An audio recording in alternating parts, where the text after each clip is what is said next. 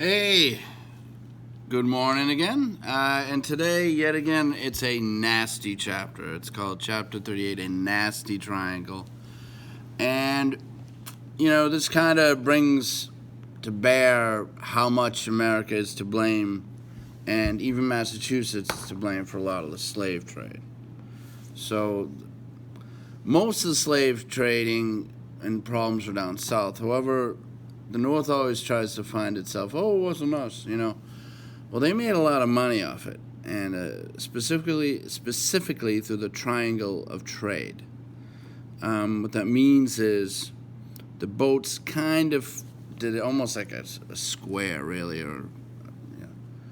but a bad quadrilateral. But what they did was they would get the slaves from Africa, sell them down in either South America or the Southern America, either one, the continent or the parts of the southern colonies.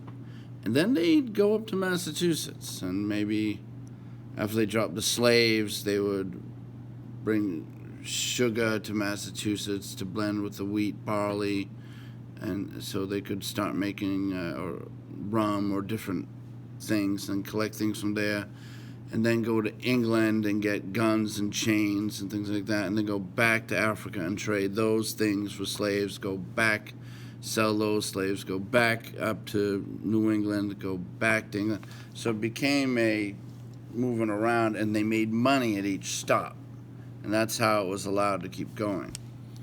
Now, it was a great idea, except for one thing, right? That you have to sell humans. I mean, So that kind of ruins it.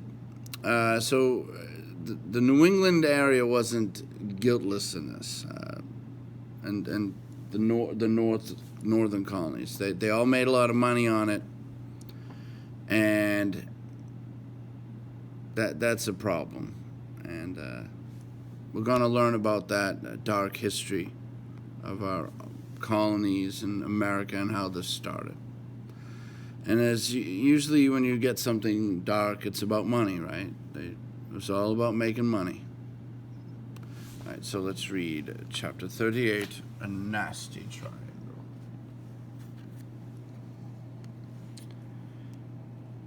You may be getting the idea that the United States began as a collection of settlements that weren't not much alike.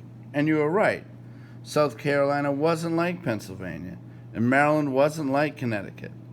The people who founded the colonies had a lot to do with those differences, and so did the conditions of the land. Massachusetts had a special problem because of its rocky soil and cold climate. It was tough being a farmer in New England, but New Englanders were tough people who liked challenges, so they did farm, although for many it was subsistence farming. That means they grew enough for themselves. They didn't usually have extra crops to sell. A few New England farmers were able to sell their farm products abroad, but mostly New England's land just wasn't right for large farms or plantations like those in the South. And when it came to industry, the British made things difficult. They wouldn't let the colonists manufacture goods that competed with English goods. You can understand why that caused some grumbling. New Englanders had to find ways to earn a living. Fishing was one way. Cod became New England's gold, just as tobacco was Virginia's. The Puritan settlers caught codfish and then salted and shipped and sold the fish in Europe or the Caribbean islands. In order to do that, they needed ships, so they became shipbuilders. To make ships, they needed lumber, so they harvested timber and began selling wood and wood products. They became merchants in Singapore and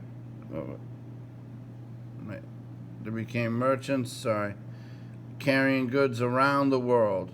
Yankee ships were familiar sights in Singapore and Rangoon and Bristol, and New England boys who hung around the wharves got a chance to touch Dutch coins. Chinese silks, or fruit from Spain. They heard tales of adventures in Tripoli and Jamaica and dreamed of becoming skippers and going to faraway places themselves. Some Yankees were trading all kinds of things. They might take their salted cod to Barbados and trade it for cane sugar. Then they'd go to Virginia and pick up tobacco. They'd take the tobacco and sugar to England and trade them for cash, guns, and English cloth. Then on to Africa, where they exchanged the guns and cloth for men, women, and children. From there, it was back across the Atlantic Ocean to the West Indies, where the people were sold into slavery. Finally, they sailed home to New England, or sometimes New York or Annapolis. All that was called the triangular trade. It made some people very rich.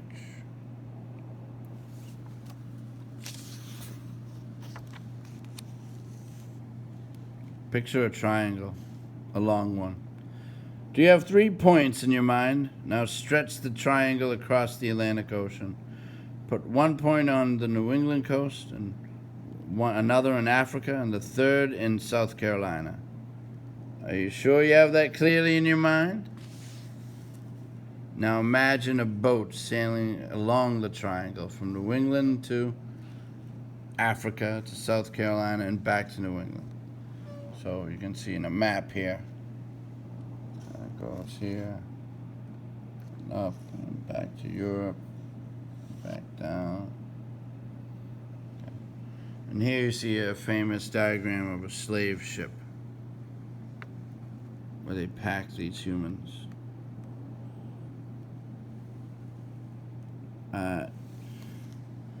So when we're learning about slavery, I'm trying to teach everything, but I can only teach what is appropriate. And in many chapters, there are inappropriate things I can't teach you. And particularly with slavery, there's a lot of it. So there's some things I can't teach you. So you'll learn that when you're older, but it's probably worse than you're imagining, and you probably imagine it's bad. So, all right, sorry about that. But let's continue learning what we can learn about. Stretch another triangle across the Atlantic. This one can start in England or go to Africa and have a third point in Virginia. The Atlantic Ocean was once filled with ships sailing triangular routes. Most of them included a stop in the West Indies. They were very jagged triangles, and a few were rectangles. Let's pretend a triangle is starting at Newport, Rhode Island, where many did. You can watch as a ship is loaded with rum and guns. Rum is an alcoholic drink made from sugarcane. The ship heads for Africa, where the rum and guns will be traded for African people. The Africans have been captured by enemy tribesmen and sold to African slave traders. The slave traders bargain with the New England boat captain, who buys as many people as he can squeeze on his ship. Some of the captives are children kidnapped from their parents. Olada Iguiano was one of those children. He was 11 in 1756 when he was captured in Benin. He was the youngest of 7 children, a happy boy in a loving home. Like many other prosperous African families, his family had slaves. Imagine that you are Olada as you read his words. One day, when all our people were gone out to their works as usual, and only I and my sister were left to mind the house, 2 men and a woman got over our walls, and in a moment seized us both, and without giving us time to cry out or to make any resistance, they stopped our mouths and ran off with us into the nearest wood. Here they tied our hands and continued to carry us as far as they could, till night came on, and we reached a small house where the robbers halted for refreshment and spent the night. Oluwada and his sister are taken on a long journey, separated and sold. Here's a passage from person to person, he is passed from person to person, staying a month here and a few weeks there. Oluwada sees many parts of Africa and has many adventures. He tries to run away, but is unsuccessful. Then, for the first time in his life, he sees the ocean.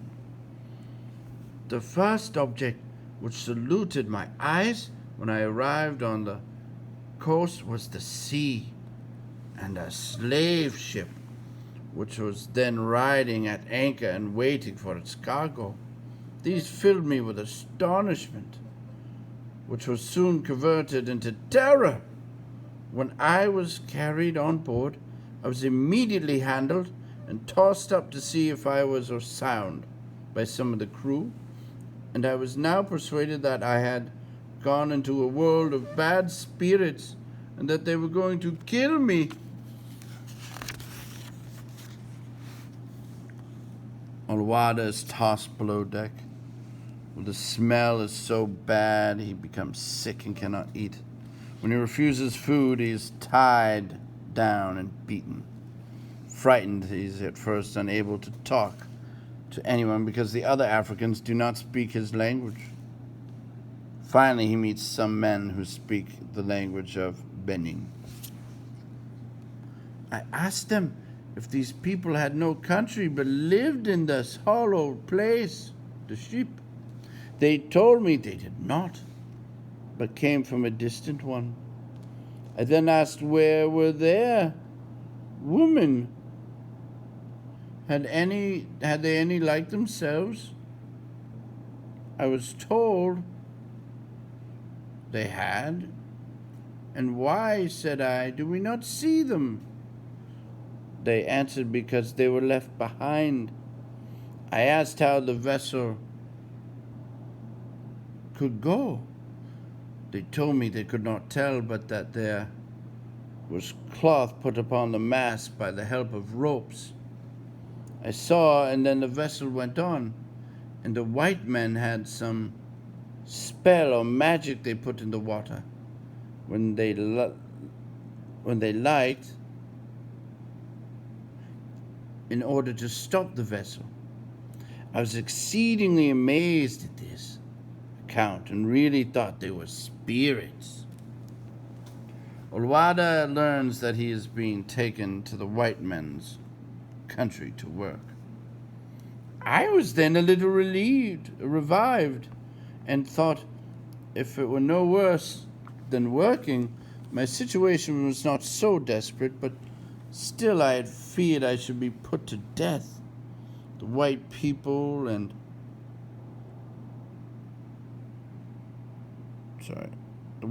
looked and acted as I thought, in so savage a manner, for I had never seen among any people such instances of brutal cruelty, and this is not only shown towards us blacks, but also to some of the whites themselves.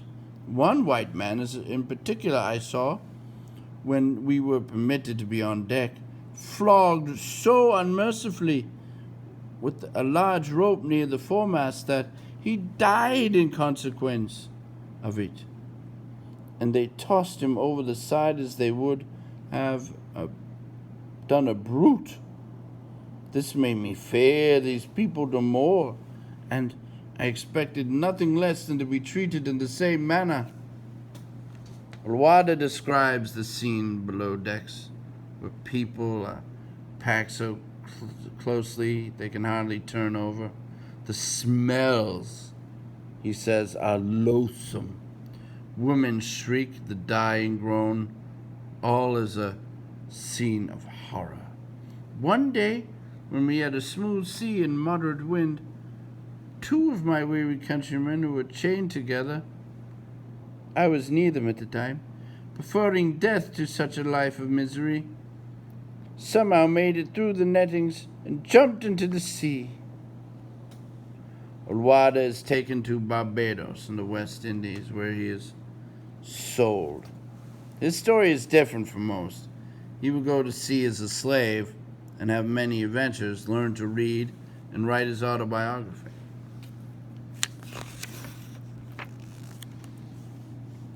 He will take a European name. It is Gustavus Vasa. Many Africans are sent to Virginia, where they are traded for tobacco. Some are exchanged for sugar and molasses in the West Indies. Others are traded for rice in South Carolina. Then the ships head back to their home ports. Newport, Rhode Island, where we started this voyage, the sugar and molasses are turned into rum, and the triangle begins again. That is the way the terrible triangle trade works. Every colony is a part of it. English ships carry the greatest numbers of Africans into slavery. In the colonies, laws are soon passed that attempt to take away the blacks' humanity. The Virginia Black Code says slaves are property, not people. New York law says runaway slaves caught 40 miles north of Albany on the way to Canada and safety are to be killed. Remember when the first black people arrived as indentured servants at Jamestown? In 1725, about 75,000 blacks are living in America, in the American colonies. By 1790, there are more than 10 times that number.